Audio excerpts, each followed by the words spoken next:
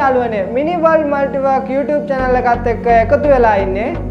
අද අපි ගෙදරදී කොහොමද hologram projector එකක් හදාගන්නේ කියලායි බලන්න යන්නේ.